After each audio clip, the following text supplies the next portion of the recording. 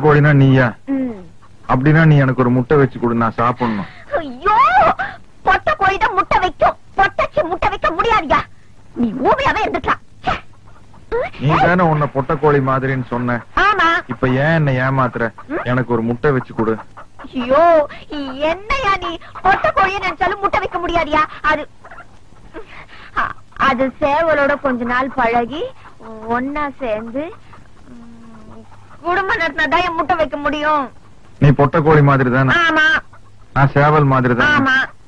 நாம ரெண்டு பேரும் ஒன்னா சேருவோம், நீ முட்டை வை. சரி.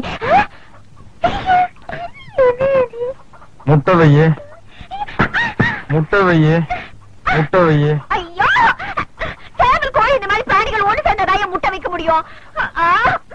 6 அறிவு படிச்ச ஆணும் பெண்ணும் ஒண்ணு சேர்ந்தா குழந்தை தான் பெற்றுக்க முடியும். எங்கய்யா? அப்ப நான் நீ ஒண்ணு சேர்ந்தா குழந்தைதான் வைக்க முடியுமா?